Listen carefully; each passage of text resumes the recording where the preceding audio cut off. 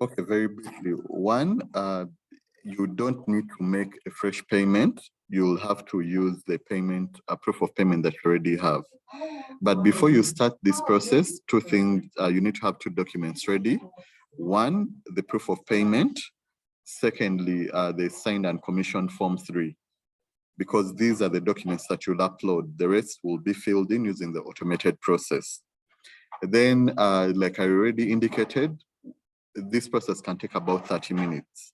Where you need to do a bit of consultation, take that to about slightly 45 to 1 hour. So it's that easy. We can take the questions at the end of it all. And so let's start. Alexander, please share your screen.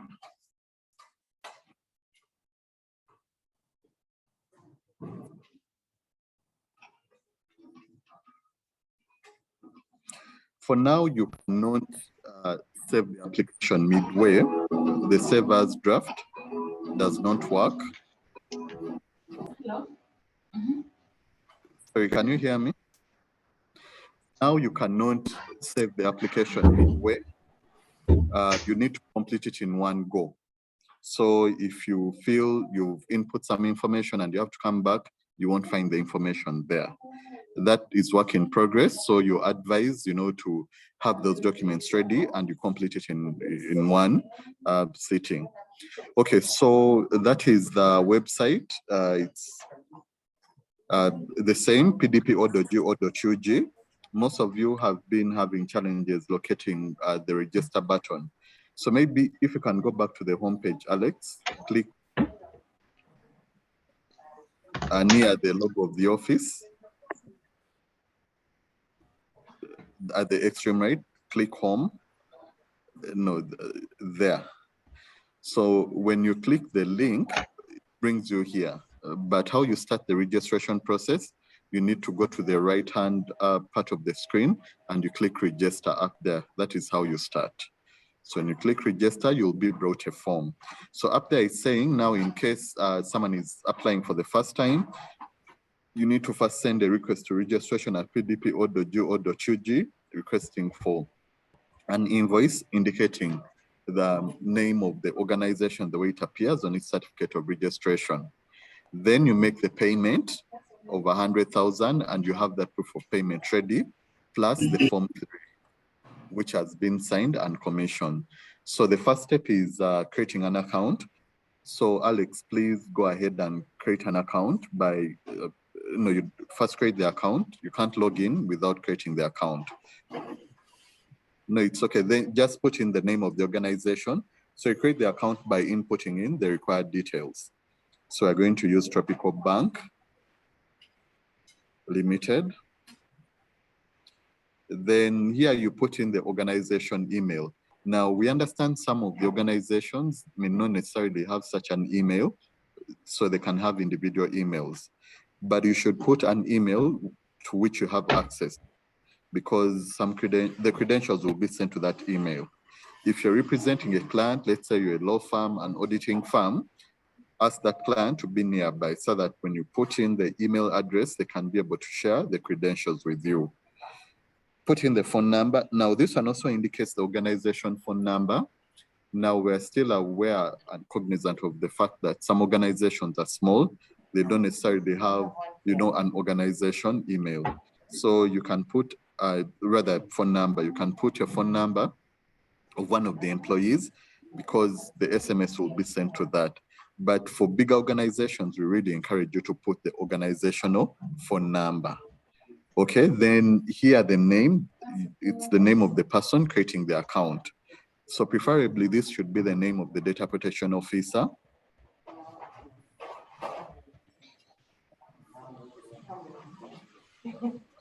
Because still with these organizations representing clients, it's not advisable for you to input your details. So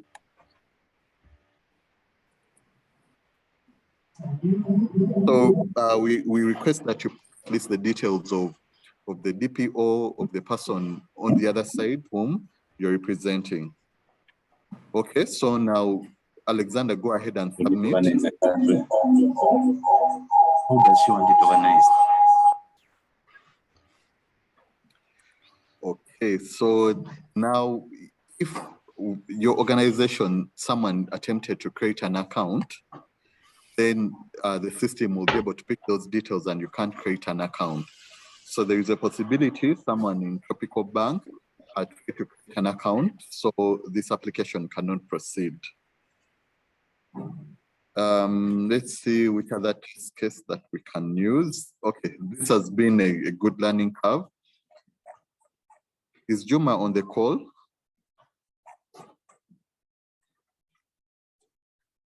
Okay. Can I ask Chris Kalima, unwanted witness, to attempt? Chris, do you have your laptop with you? Or someone who has the documentation ready, the proof of payment and sign and commission form 3?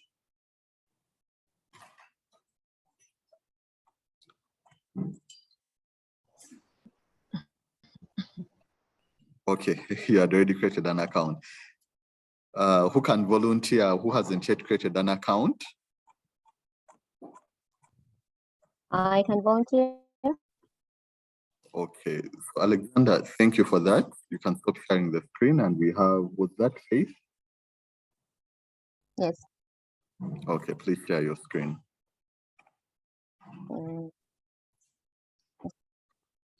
Now, the email that should be provided, someone has asked, it shouldn't be the email of the data protection officer, because the data protection officer will have another stage at which they will input their email. So this is really the email of the organization. So someone is saying they created an account, however, the credentials were never sent. Okay, Ruth, please confirm that the email which you input at that point, you have access to it. You know, sometimes emails can be sent to the junk or spam folder. You can check in that, but still, if you haven't received it, you can reach out to our service desk. We share the contacts and emails to be able to get assistance. Okay, please maximize your window.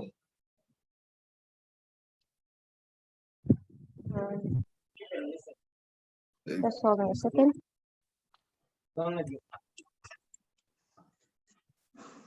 Can you see my screen?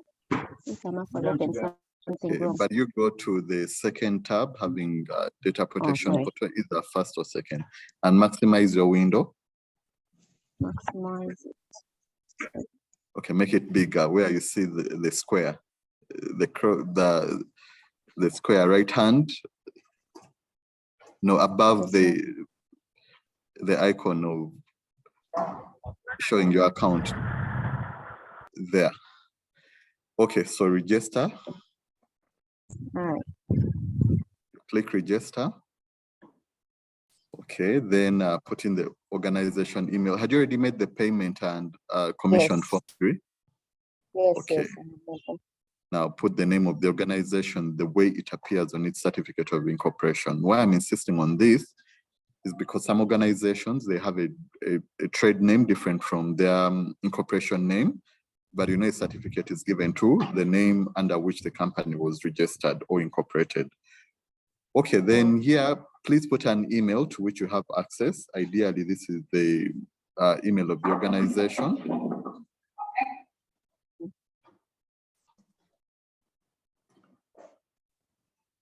Okay. Now, in most instances, you know, this can be either info or inquiries, but for discussion purposes, we'll take that of Faith. Then here, put the organizational phone number.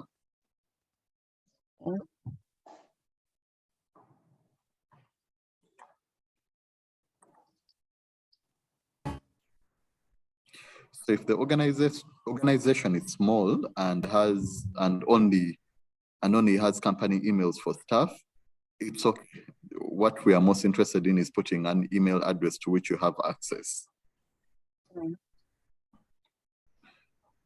Norman, please help out Ruth at the end of the call, who has challenges receiving. No, sorry, I was attending something else. Yeah, I'm just because you said I put. Yeah, I just wanted to check because you had said I should put data data protection person as their details, right? No. Let's go, okay. let's go back to the browser.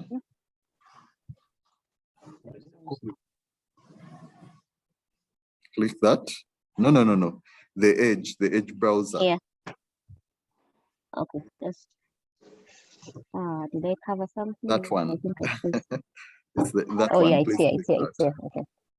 Okay, so here, still insisting, you put the name of the organization, the email address, Okay. then the organization number. But if it's a small organization, or even if it's not small, and you have just email addresses assigned to individuals, you can put that as long as you have access. Then here, the name, you put the name of the data protection officer. So please go ahead and put the first name. Okay.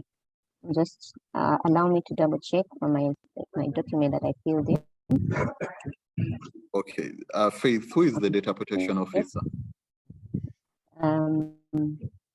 Benedict Albert. Please put that, Benedict.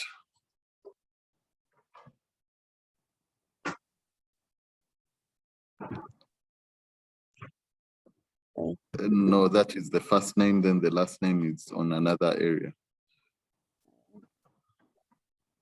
Okay. Oh, sorry.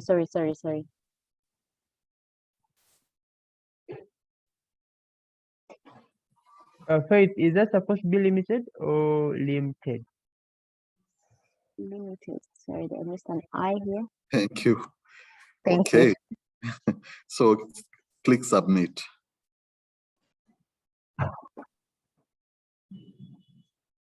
So now you'll receive that notification that account creation successful. Now you will go to that email address to pick the credentials. Okay. You can first stop sharing your screen so that you don't see what's in your email. Okay, sorry. First stop sharing your screen and seeing your emails. Okay.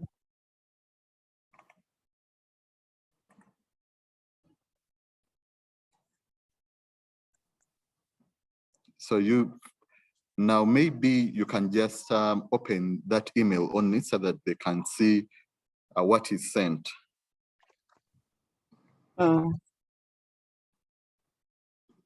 Yes, I am not receiving anything yet. Okay, first confirm. You can refresh.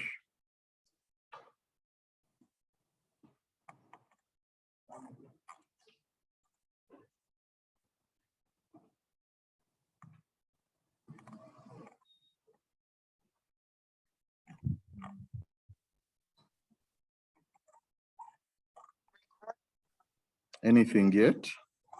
No, I don't seem to see anything.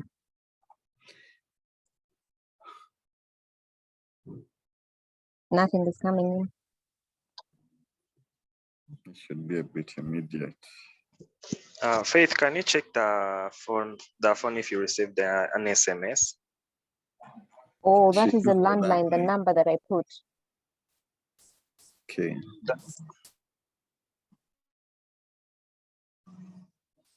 Can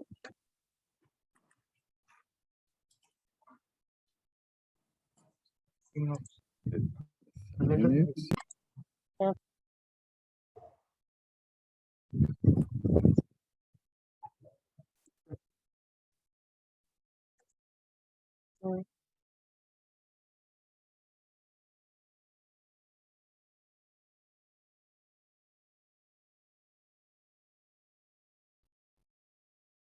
Okay, let's give it Just double checking with my junk mail to see if something comes in.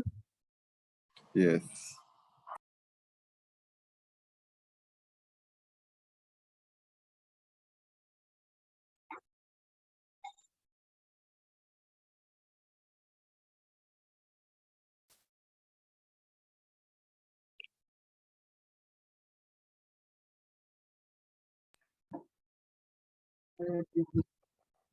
Anything yet? No, nothing. Okay. Just a minute.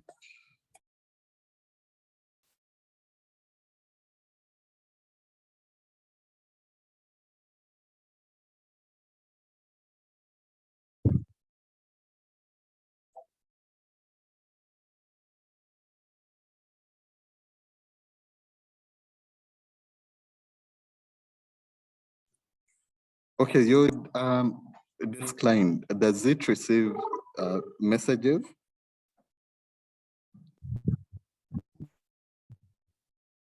Faith, does it?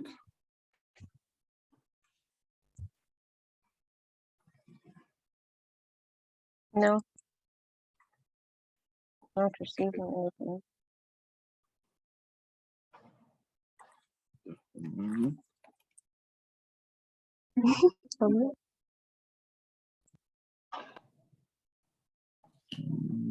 Becca, is it possible to get another volunteer probably, and we see? Yeah, in the interest of time, this time we'll put but haven't yet received the credentials to the email. Okay, we're going to try now using the phone number. This is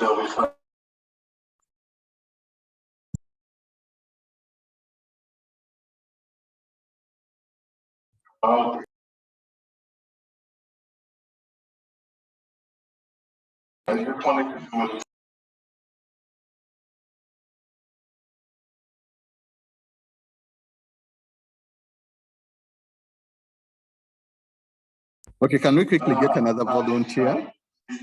Someone who can use their phone number. It's Zikira from Okay, let's use Bernard Mugumya. Bernard Mugumya, please share your screen. okay.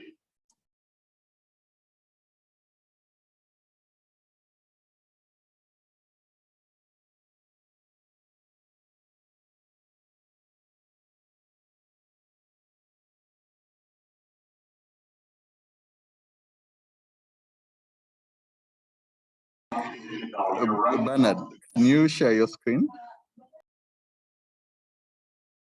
Okay, let me share.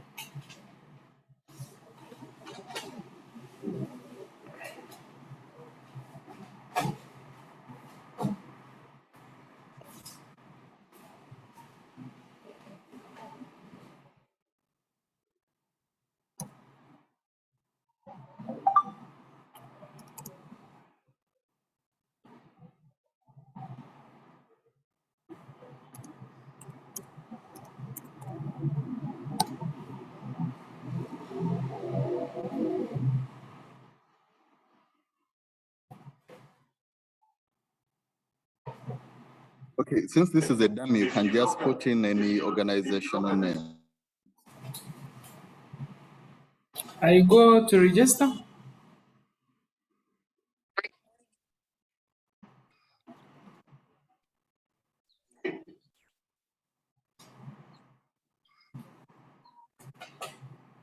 Bernard, you can put in any organization name. Huh? Yeah, you're on the correct screen. Just scroll down.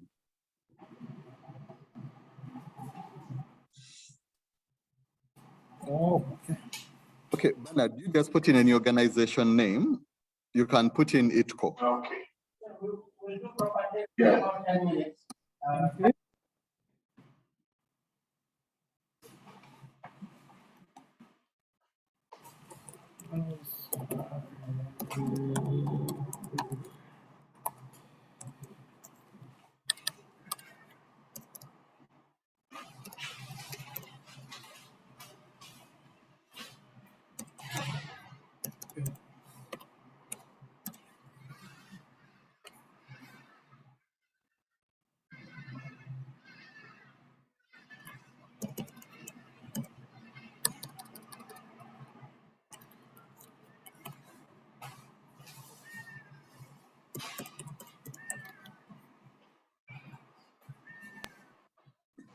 Okay, sorry about that. I was having some noise in the background. So submit.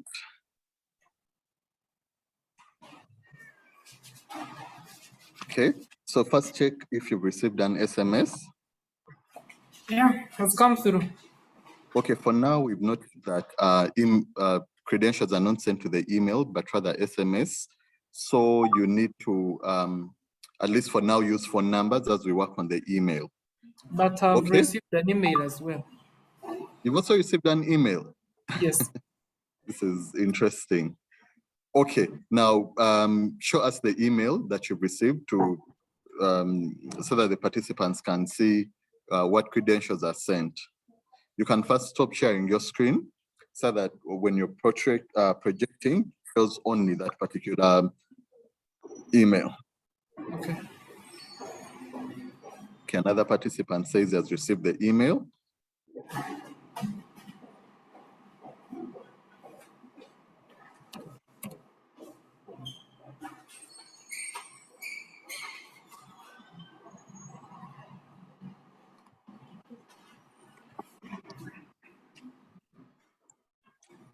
Okay, the credentials, yes, they expire after a while. So that's why you need to create the account almost immediately.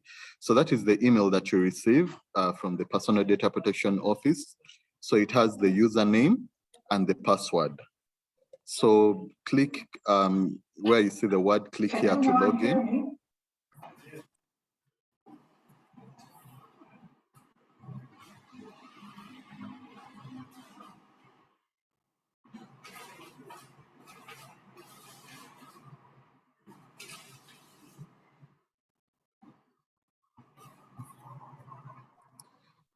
So, Bernard, you click login.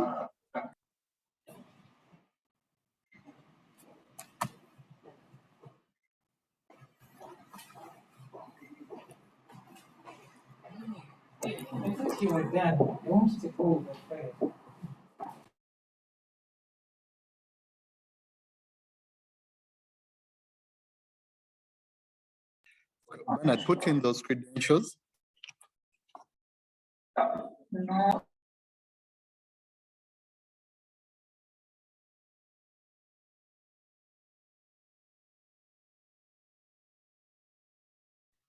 Sign in.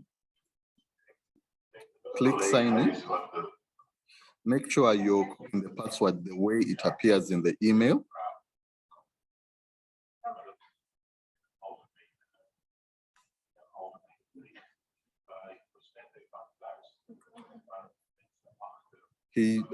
Arafat, help me respond to some of these questions in the chat.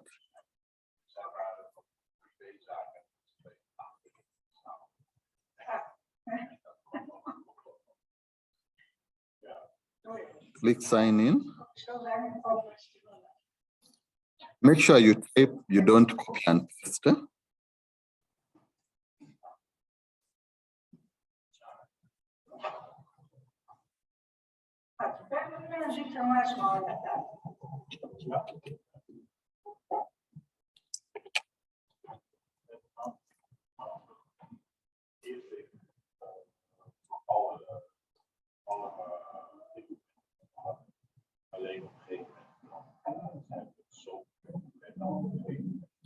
But I remember there is lowercase.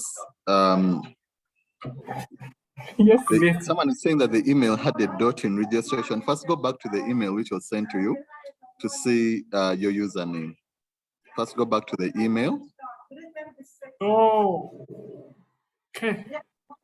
Normally we sign up earlier, just make sure that everything is done. It's one of those, there's a couple of keys,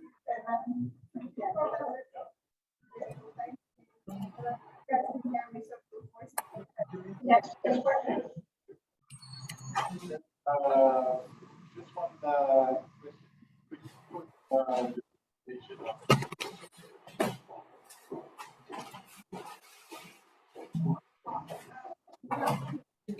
Okay, so now, as you've seen, please make sure that the details you put in when you're creating the email are the same details when you're attempting to log in. So the moment you use the password which has been auto-created, you will be prompted to create a new password, which you'll use going forward. So create a new password, Bernard.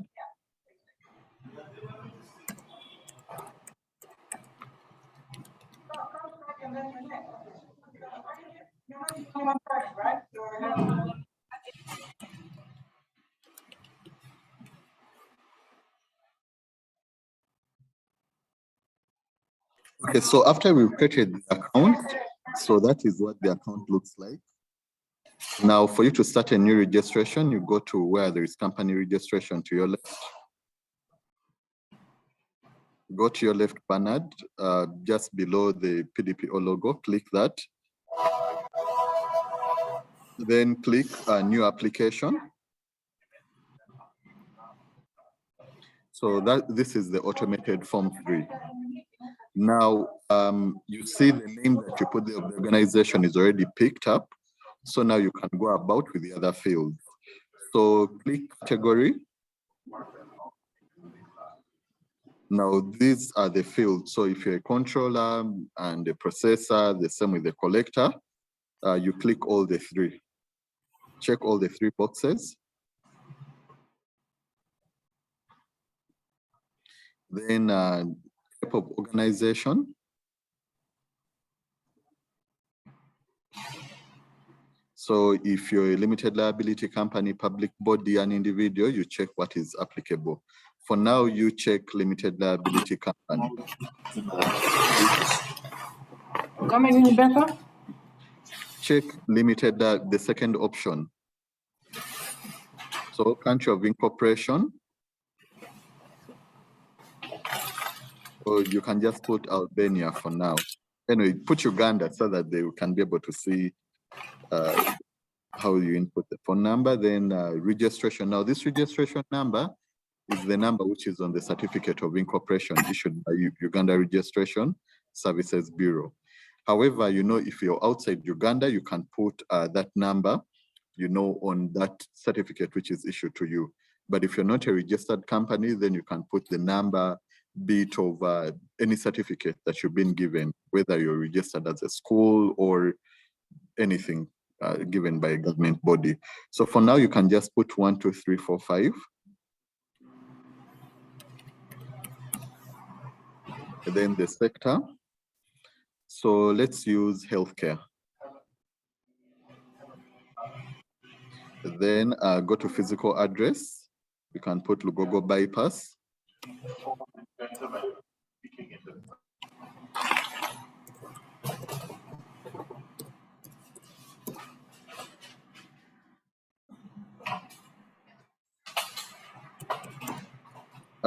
So then put in your phone number. Then here it is the organization email address. For now, you can put your email address, Bernard. .mugumi@gmail. No, you don't have to put commas and anything. You should just space it when you're putting the physical address. And let's first go back to physical address. That's a good question. So it's preferable you put the city and the country. So Lugogo bypass, space, Uganda. Don't put a comma. Lugogo bypass. No. Okay, Lugogo, Uganda. Okay, then nature of business. So remember, you have chosen healthcare. So scroll to look for something within that field. There you have it, human health and social activities.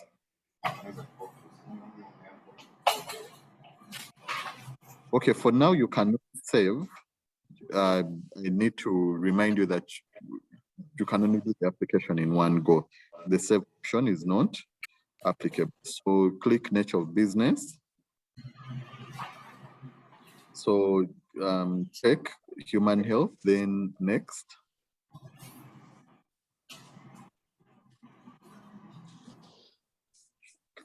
Click next. Okay, now we go to the next part, which is data protection officer. Click yes. Now, some of you are asking where to input the details of the data protection officer. Now, this is where you input them. So for discussion purposes, you can put in your name, Bernard Mugumia.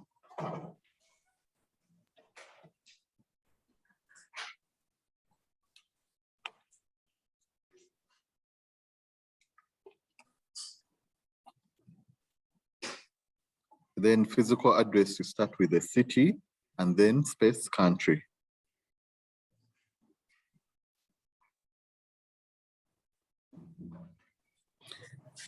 Then here you put in the phone number of the data protection officer and on the organization. Okay, then here still should be the email address of the data protection officer. Household announcement.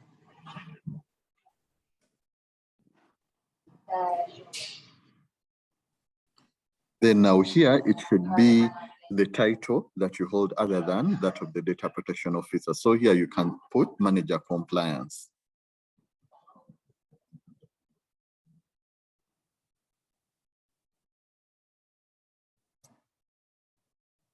Next.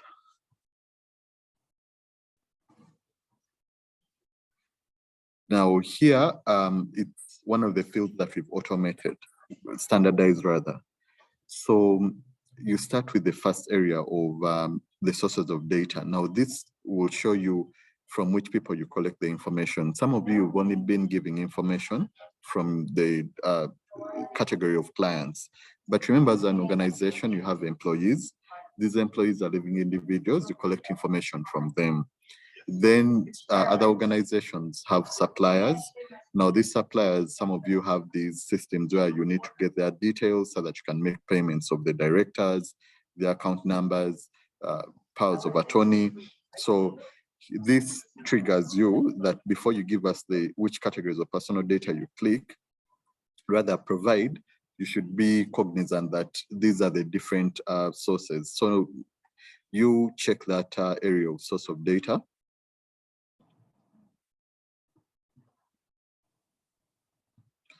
Now, you cannot proceed beyond this unless you check the boxes. So you check employees because there is almost no company that doesn't have employees.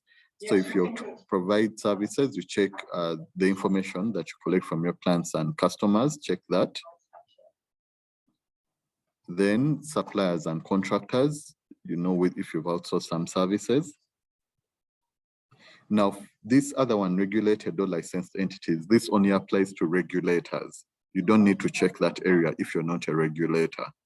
Then check visitors and guests, because when you have physical premises, you know, you ask people to write in a visitor's book, you check their temperature, their car number plate and related aspects. So when you're done with that, now you move to the categories of personal data. You can click anywhere outside. So now here, we have categories, but if you need to find out what information, we'll start with identifiers. Ben, you can hover over that I at identifiers. Now it will know identifiers where the I, it can give you what we mean by that. So it tells you that this is information uniquely assigned or linked to an individual.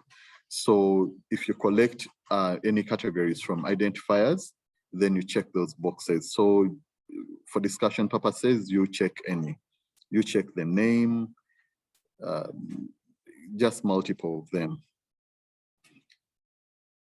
Okay, we can move to the next. Now, individuals' commercial information, still hover over the I to find out what we mean by that. It relates to information that shows an individual's ownership in personal property, such as land or buildings. So this usually applies to financial institutions that collect, you know, beta records of property. And then if you have a website that records people's purchasing habits, then you can check. But where it doesn't apply to you, you move on. Remember, Ben, in your categorization, you had indicated that you're a health facilities. So you can leave that, it may not be applicable. So go to sensory data, still hover over the I. So this is information. Okay, yeah, someone asked some of the data points don't apply whether to employees. That's okay. The different categorization applies to, you know, telling us your sources. But here, when you're checking the boxes, you check to what is applicable, whether to the employees or to the suppliers or to your clients. That's okay. That differentiation is not up to that level. So that shouldn't worry you. Now, for sensory data, it's information that usually is collected from CCTV cameras, call centers, photographs taken of individuals. So if you have a CCTV camera which is manned by you, or you take photos, be it as part of Know Your Customer, you have a website and you put your management's photos there, then you can check any of these boxes. So you can check visual, then internet or similar network activity. So if you have a website, a mobile application, whereby you have cookies that can pick people's search history, their IP address, or any interaction, you can check this area. So just check IP and interaction. So for geolocation, this is for trackers. So if you have, let's say, company vehicles and their trackers whereby they can be able to locate where the vehicle is and related aspects of GPS data, you check it. But where you don't, then it's not applicable. So we'll go, you can check it. Now for education information, remember one of your sources of data, you indicated that you have employees. Because employees are living individuals, you also collect their information.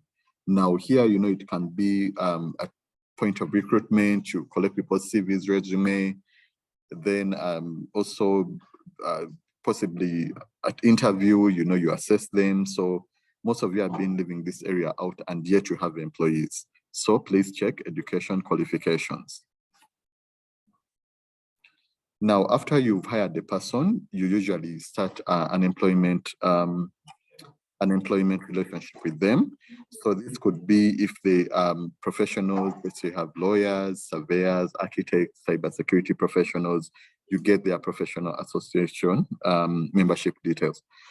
So then check that.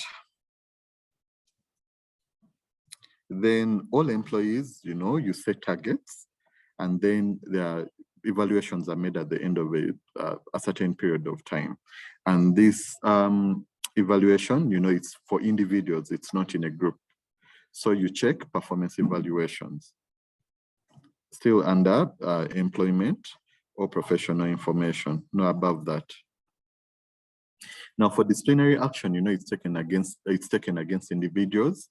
So usually most organizations have human resource manuals. So if someone goes against the manual, so disciplinary action is taken against them. So you also check that box as well.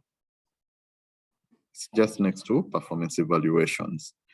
Now for inferences drawn from personal data, this is what we call data analytics. So if you have any software that, runs these analytics to find out people's preferences, behavioral attitudes, then you check them. So we'll go to special personal data, the last one, scroll down. Now for this is data which is sensitive. It's called special because in case it's misused or anything happens to it, it can have a great impact on the individuals. So it requires higher levels of protection. Now here, if you are a company, definitely you pay your employees would want to be there. You can pay them whether through bank accounts, mobile money, in other words, collect their financial information. So you need to check financial information. It is the third row, the last box. Now, some of you have, technologies that you use for signing, whether picking, I'll not start with signing, I'll use biometric information, accessing particular premises. Someone puts their thumbprint, you use their iris and related information. So if you do collect that information, be it from your employees or even your clients, you check the box of biometric data. It's the third row, the second box. No, that is, okay, this is just for discussion purposes. Then for health data, very many organizations, very many organizations, provide medical insurance to their employees. So if you do provide that, then you check health, or the last row, health status or medical records. So check next, rather go to next. So there you'd have completed that area. Now, for purposes, we've also standardized this area, purposes for which the data is collected. So click that. Now, collection is required by law. Let's say you're regulated and you're required to pick some information, performance of a public duty by a public body. Here it's a private company, so it's not applicable. Then provide services or products to check it. Then staff onboarding, because remember you also collect information from your employees. Onboarding suppliers, contractor onboarding and management. Compliance with the legal obligation, let's say know your customer provision. Scroll further down.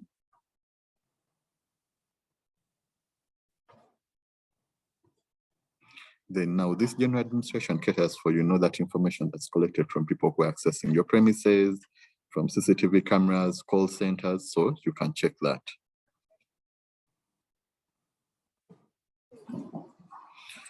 Okay, then you can move out of there.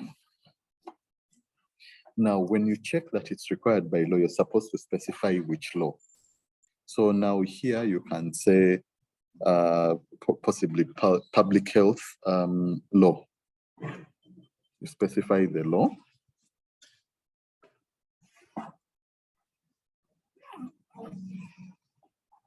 Then you go to specify the service. Maybe you can say specify the service product provided. So you can say healthcare management.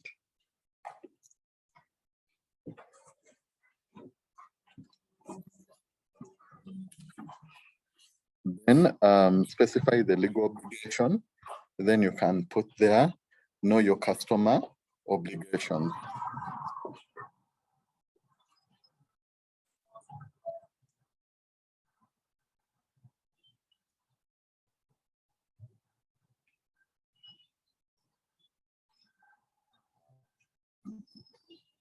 Now for the total records, this is optional. You need not, if you have an idea of how many records you have that have personal data, you can provide them. In case you don't,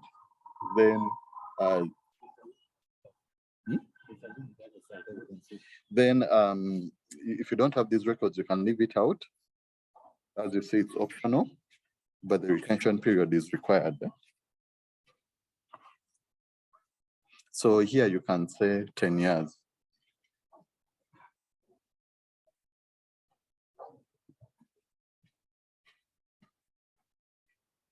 Okay. Put 10. There is a field that you've missed because you can't click next. Let's see, you put their purpose, know your customer.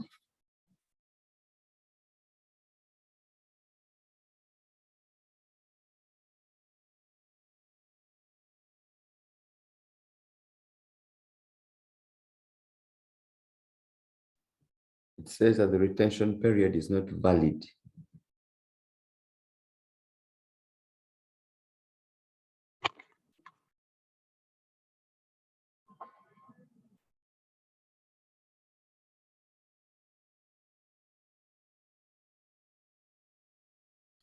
You use, like, if it's 20 type letters, like it put 10, you put TEN.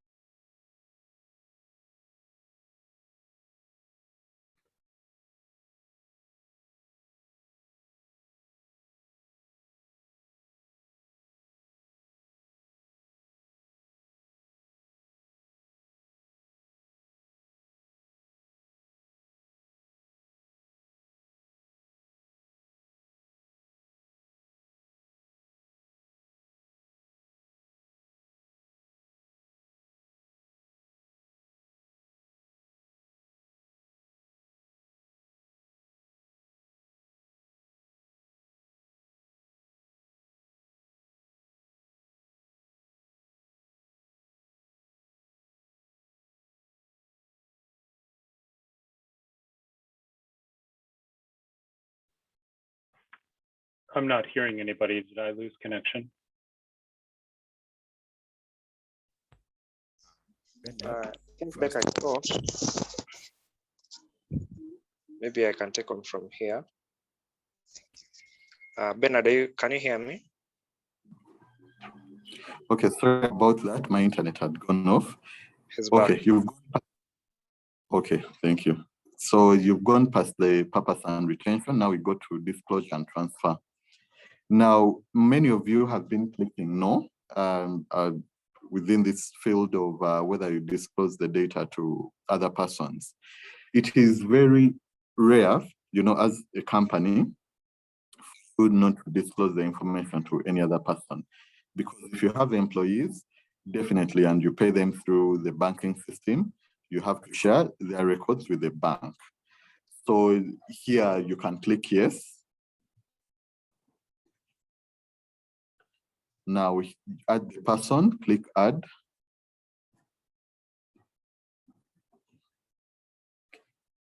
Now here you can, if you have very many employees, definitely they have different banks. So you can just put in generality that are commercial banks.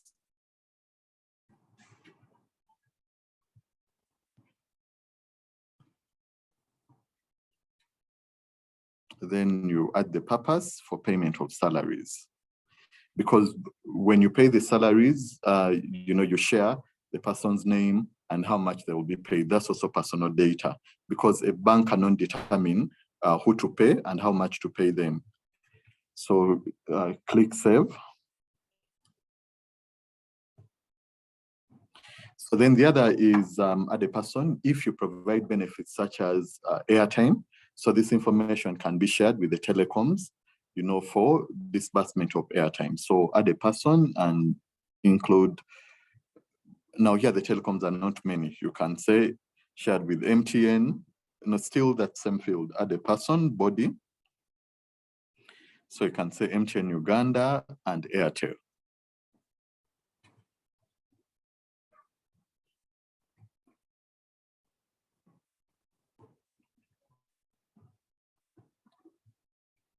And then you add the purpose for disbursement of airtime.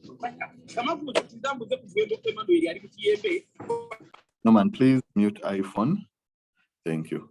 So those are just examples, but you can include insurance companies, whether you have contractors, let's say you outsource some of legal services, maybe you have an external auditor, or maybe you have a company with whom you share this information for whether this sharing of messages, reminding customers maybe to make a payment, or maybe if they made a payment, confirming. The other could be, for hosting, be it someone has talked about Amazon Web Services, it could be an IT company. So all those people, as long as you share or you subcontract a service, those are the details that we need. Then, of course, the other one is, Uganda Revenue Authority. When you pay people salaries, you pay taxes off it. But with URA, you share the person's name and the taxes against which you're paying for that particular salary. And also, let's say NSSF, if you pay social security benefits. So that is where you should include them. So it is very rare for you to have a company and you do not disclose this information to any of those examples that I've just given, or any other that apply to you. Now, this can also apply, to your regulator if you're required to do any sort of reporting. So scroll down. Do you transfer personal data outside Uganda? So now this transfer, if you keep any information in electronic format, this could be whether you keep it in hosting. Let's say you're using a particular email service provider. We'll use Microsoft as a way of example.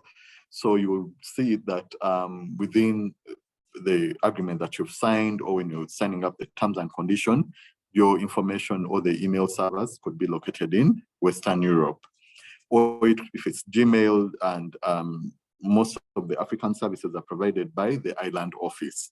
So now, due to this interaction, the information, because within the emails, you indicate personal data and all that, that information is transferred outside Uganda. Then the other example is if you have systems. So these systems usually be it for accounting, maybe inputting some information, sharing information as an organization. So where these systems are hosted, it's where the information is transferred to. So very many people throw it out there and say, well, we are using the cloud. Well, the cloud is just someone's computer. But so we need to find out where are those primary servers located. And also, if you're part of a group company, usually they have the shared services. Let's say they have their headquarters in South Africa. You may find that actually that's where the servers are. So that's what you can use, on filling in this particular field of transferring information outside Uganda. Now, those in the payment sector, as you know, before a payment is made, it has to go through correspondent banks, so many points. So now there, where it's a bit undeterminable, where let's say EFT payment, or maybe that's not the best example, where possibly it has to go through so many and you can't be able to tell at what point someone will make the payment, whether they will be in India, the other day they could be in Australia, or actually be in Kenya the following day. So that way, it's in very rare instances where we allow, you can say worldwide due to ABCD. But in most cases for hosting of systems, you're able to tell by establishing where the servers are located. So here, you can say yes, add a country,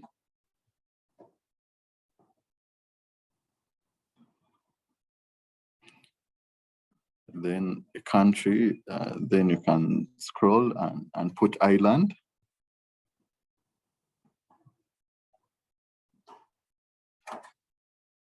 Okay, you can put in Denmark.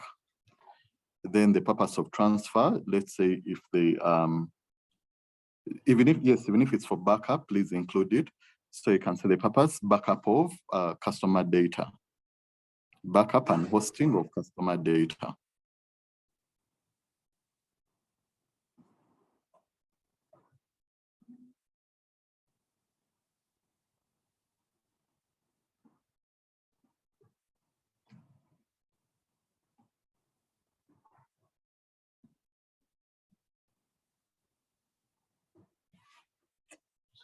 Now, for the brief description of the data, you do not have to go in as much detail as you indicated the categories of the data collected. So here you can just say customer transactional data.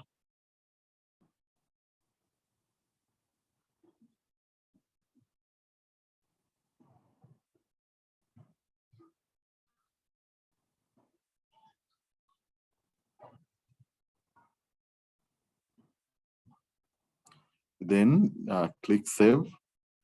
So now this applies for each country. So if you have multiple countries, you have to add a country. Then click next.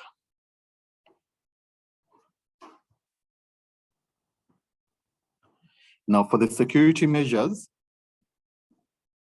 what if you don't know where the servers are? That is very unlikely. You just have to find out from your provider, ask them. They're usually part of the processing activities arguments, but please ask them, those people that provide you with these services, where the servers are primarily located. So now for the security measures, security really applies for, what we call the organizational and technical measures. Organizational could be you train your staff, and then you have policies. If you have an information security policy, you state it. Then if you have also some other policies and procedures, a clean-based policy, that is what you provide for. Then now the technical ones, I don't know, is Uncle on the call? Then the technical ones, we look at mainly information that is in electronic format. You have firewalls, then you have access control measures. A person can only access information maybe within a shared intranet. Let's say I'm in legal, I can only access the shared legal folder. That's what you call the access control. Some people with the printing, you have to enter your password. So having a password, so things around that. So if you have an information security policy, it will make it easy for you. You just have to give us brief details of it. But then if you don't, then you can just give us some of those measures. Then, so then you can click add security measure.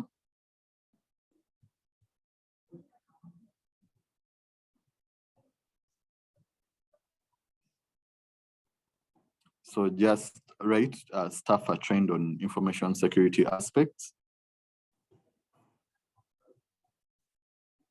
Come again? Staff are trained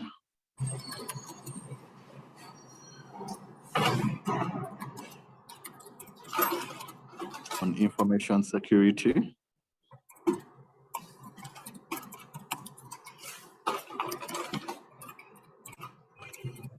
Information security. By the thing about Form 3, we'll get to it. But Form 3 starts with saying that you shouldn't transfer information outside Uganda unless, a big unless, these two conditions apply. You've done an assessment of that country having similar levels of protection accorded to, like those in our law, or you've obtained consent of the person.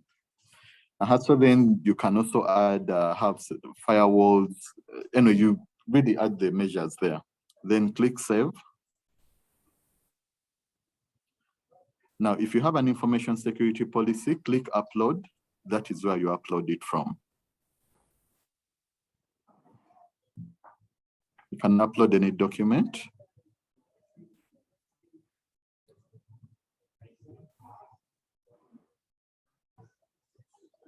Okay, we are seeing too much information, Ben. Just click any. Okay, then click attach.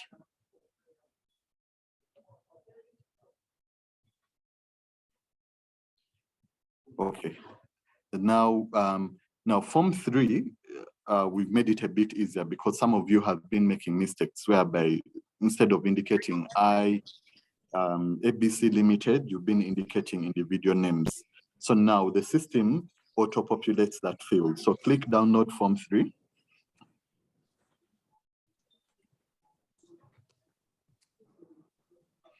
Now you see when you click Form 3, it comes with Kolugogo. Ben, if you go to your downloads, we see what will come up. So you see those fields are auto-populated. Kolugogo, because that is the company making the undertaking, and it also auto-populates the date. What will only be required from you is to the person, be the CEO or the MD, signing, scroll further down, and it being commissioned. Please make sure the Form 3 is commissioned. So now you'll have that one signed and commissioned. Let's go back to the portal. Now, when it's signed and commissioned, then you can upload. Go to where you see upload Form 3. You can upload any document.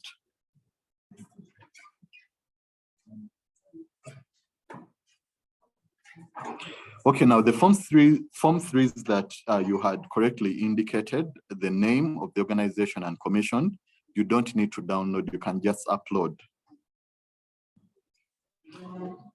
And for now, I need to add, since the save as draft doesn't work, you can separately download the Form 3 from the resources within on the website, so that by the time you come here, you can just upload and you don't have to redo afresh. So I'm repeating for those who are asking again, the Form 3s which were correctly filled out, you do not need to have fresh ones completed. You just need to upload. But if you had indicated that that is not a Form 3 which is completed as required. It should be the name of the company. So scroll to proof of payment. Now here, that proof of payment, you click upload and you attach it. You do not need to make a fresh payment if you had already paid. So you just upload what you had already been given by your bank or your institution when you made the payment, and you attach. You click attach.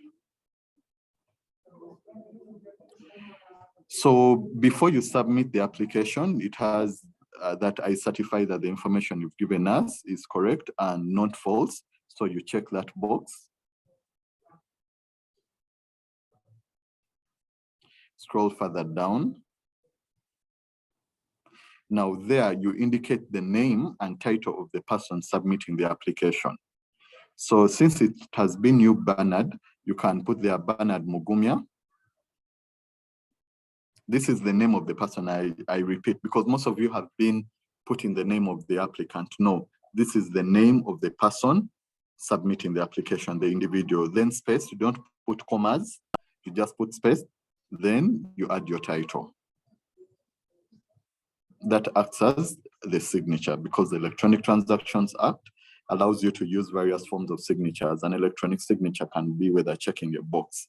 Now, before you click submit, there is the ability for you to preview the information given. So click preview form.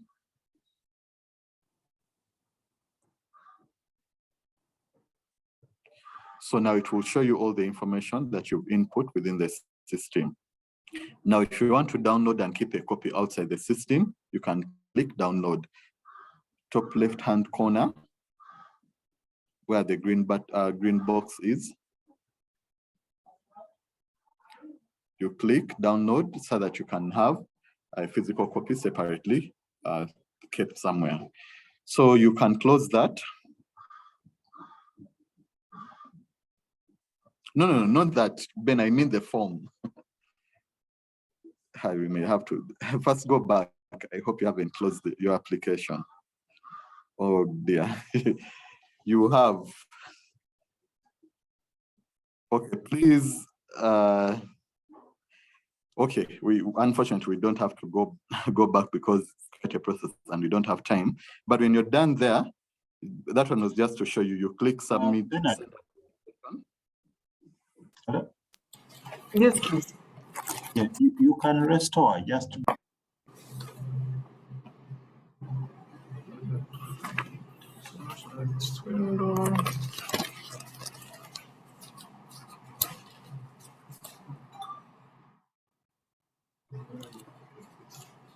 Okay, for now, good, okay, it has happened because I'm reminding you that for now the save as draft is not working, it's work in progress.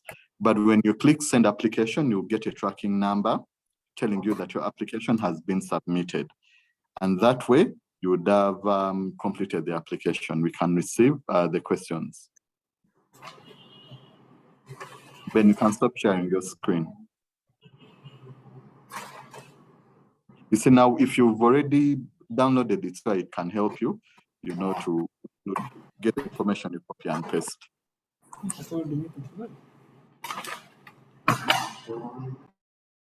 Okay, any questions? Yes, Ruth. Thank you, Becca.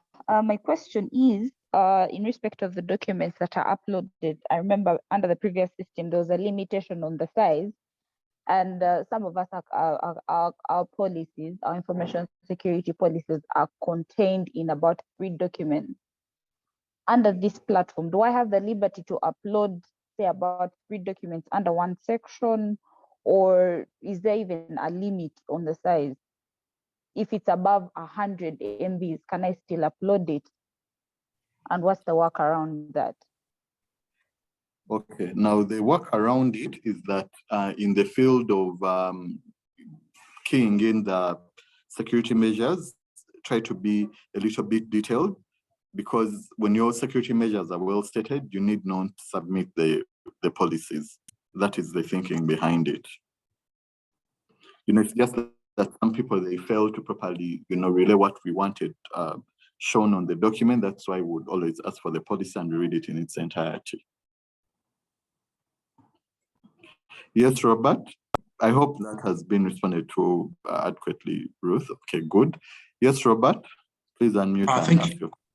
Thank you very much, Becca. Mine are 2 questions. One, in relation to Form 3, at the beginning you mentioned that before we actually start, we should have one that is already signed. Now, if it is signed with a date that is different from the date you actually upload, is that going to be a problem? Say, for example, if I okay, so no problem. Secondly, when you mention information security policy, so it's just probably just semantics here, we're talking about the data protection policy. No, information security policy is different from a data protection policy. Information security policy covers information assets that go beyond personal data. This could be your corporate data. And why we ask, this area is looking at security measures beyond, just personal data. So that's why we always ask for information security policy. But you need not have an information security policy to submit your application.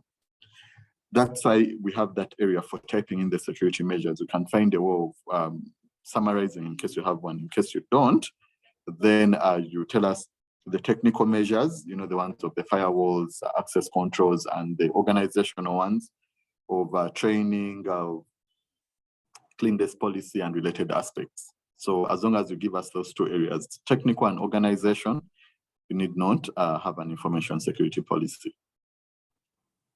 Perfect. Thank you very much. Okay. Any other question? Okay, maybe let's go to the chat. Okay, I hope all questions have been submitted, rather responded to. But if you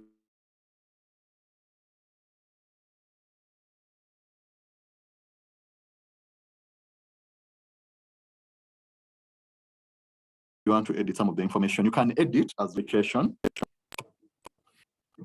If you can only edit where we make comments, because on our end, when we review, then we can be able to tell you that improve on this area. But when we send those comments only open up that particular area for which we are requiring you to improve, but the rest, they will be grayed out. So that's how you have that preview that before you submit, go through your application and ensure you've captured the details well. Yes, Lodrick.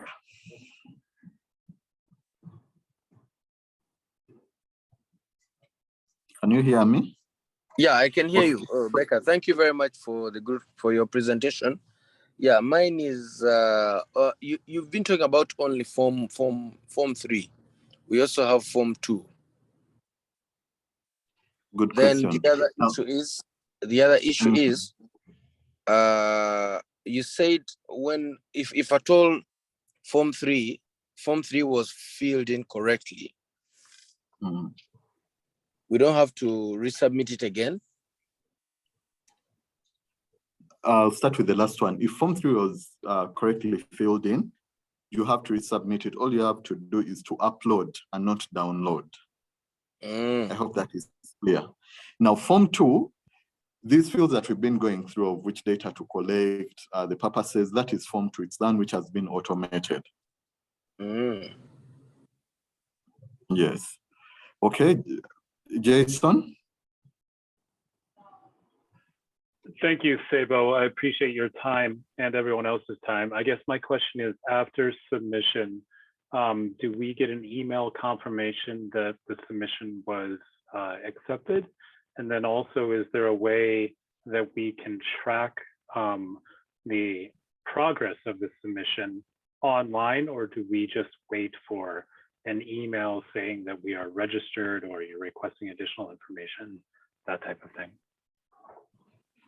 Okay, thank you. Due to some challenges, we didn't say that last bit, but when you submit the application, what happens? It gives you a tracking number, telling you that your application has been successfully received by the Personal Data Protection Office, and an email sent to you. So that is used because it gives you a tracking number. Then it has a timeline. Maybe let me just show you something. It has a timeline to show you at what stage the application is. Allow me to share my screen. So this is one of the companies that applied. Now your account will have this timeline that your application has been received. Can you see my screen? Yes. Yes, we can. Yes. Oh, So we just lost it. Sorry. Okay. Okay, so it will show you application received. Then if it's a technical review, it will show you. Now, if it's at a particular stage, that this circle will be blue. So if it's at technical stage, it will show you that. Legal, final approval, and certificate issued. So you'll have this in your account. Then, so basically,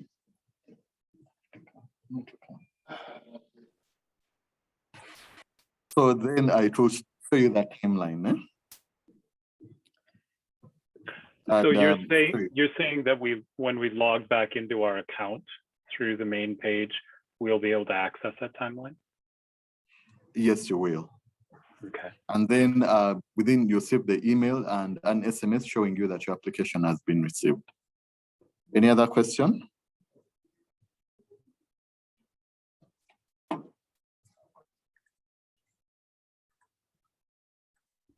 Yes, I do have a question. Okay. And I think it's going to go back to being able to edit, because I received an email saying there was a comment that was made on our application. But when I log in, I get to notifications and I see that more information required, but I just can't read that comment or even get back into the document. Maybe I'm not just doing it right. Could you just walk us through that? Now there you go to where there is a notification area. So when you click that, it's where that more information will come up. Now within the application, it's only that area where they're requesting for more information that it will be able to give you ability to edit, but all the other areas you can't edit. You can only edit. Okay, what I'm seeing here, when I get into notifications, it's open, Are you says able more to information. show your screen? Okay, yeah, let me do that. Just hold up a bit. Share. Okay, which screen am I sharing? There we go. Can you see that? Yes. Okay, more information is required. You click that. Uh-huh. Section field information. Which company is this? Flow Uganda. Flow Uganda. Okay, that is something. Norman, note that and ask the back end team to work on it. But ideally, first go to the email specify which information? No. Okay. Now that is something that our team is going to work on and we'll be getting back to you. Okay, thank you. Okay. Any other question?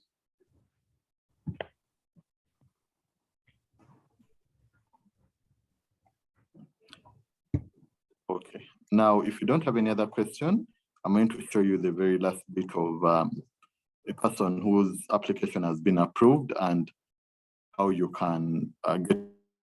We are no longer issuing physical certificates. You don't have to walk up to our office, ask anyone. You just have to log into your account. So I'm going to use one of the applicants.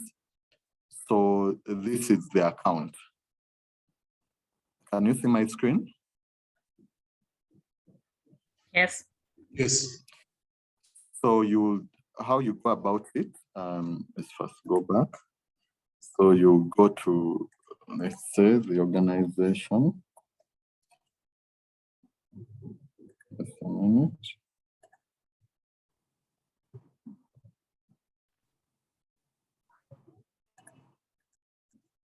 We lost your screen, Mr. Baker. Oh, sorry, just a minute.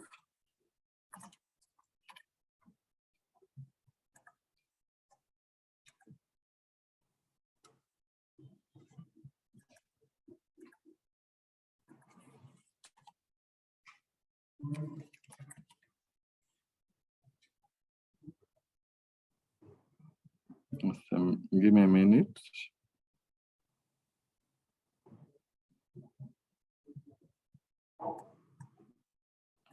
So this, you go back to your account. Then you click here. You click manage. Now this is the application. So you click print certificate. Now this certificate can only be generated or downloaded once. So when you download it, keep a copy. So this is, it has been approved. It has the name, Cyclone Ventures Limited, the registration number, and the date, plus the signature of the National Personal Data Protection Director. So You click generate. You can, now that is the certificate. You can keep the certificate, the soft copy, or you print it out in case you have a hard copy. I repeat, you need not walk up to our offices requesting for a hard copy of the certificate. All right. So that's it. And you have completed the registration. Yes, Jason. I am so sorry, Sabo. How long is the registration good for? It's for 1 year, and it's supposed to be renewed annually.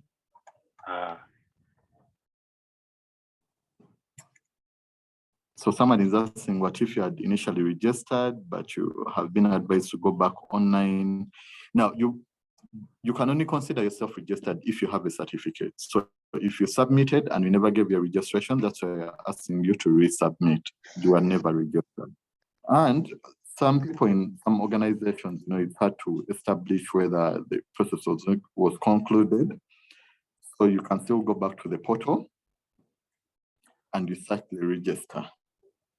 So you just key in the name of the organization, because all those who are registered and issued a certificate, their names can be found in this register.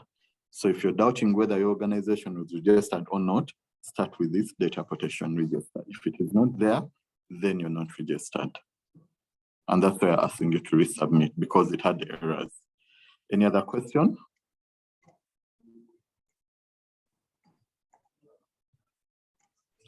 Okay, if there is none, allow me to. Sorry, Rebecca, just one question. You mentioned that this recording based on YouTube, we not to let our other colleagues. I don't think everyone is here. That would be, how will we get access? We'll upload it on our YouTube channel, PDP or Uganda. But then we'll also send out an email with the link. Thank you. Yes, Ruth, you're welcome. Becca, for those who had registered but did not receive the login credentials, when can we expect feedback? The gentleman on call, Norman, please pick up Ruth's details and you help her out. You can just type in the chat or send a direct message to Norman. He will help you. Yes, Lavin. Good morning, Becca. My question is, the 1 year runs from January to December? The registration? The 1 year registration, because you said we register annually. So it runs from January to December. The ones that you've already registered will expire in December this year, right? No, the registration period runs from the date when the certificate was issued. So if it was issued in December, it's up to the other December. We do not base it on a calendar year or other. It's 12 months from the date when you're registered. I hope that is clear. Though you're required to renew 3 months to the expiry. Oh, okay, thank you. That's clear. And then the expiry, when you register using this portal, at expiry, you'll just renewal, you'll just log in. If nothing has changed, you'll just go through the steps to confirm. But if anything has changed, you update. There'll be that ability to update. And then you just upload a new payment and new form 3, and then you click submit. So that's the whole point, to make it easy so that you don't have to start from zero. You're aware that the law requires you to, write to the office and notify us of any changes made. Now, still within the portal when you're registered, instead of writing to us officially as required, you can just log in, make the changes, and then we'll receive that update still within the portal. Yes, Jimmy. Yes, Becca, good morning and morning, everyone. Thank you. Thanks for the presentation.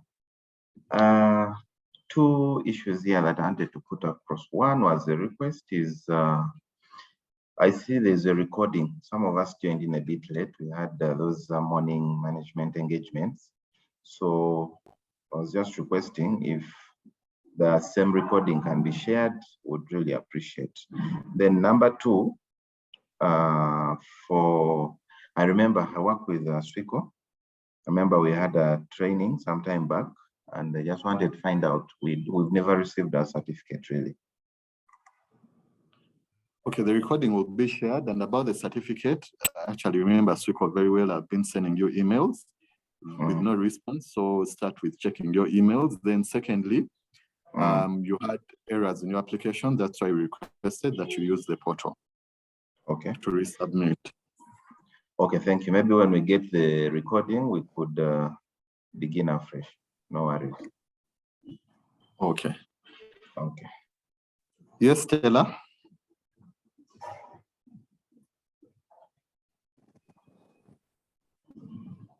Good morning. Good morning. Becca, how are you? I was I'm okay, asking Stella. one, how long is this registration process going to take? And I don't know if you had answered it before. I joined in about 8:30. And then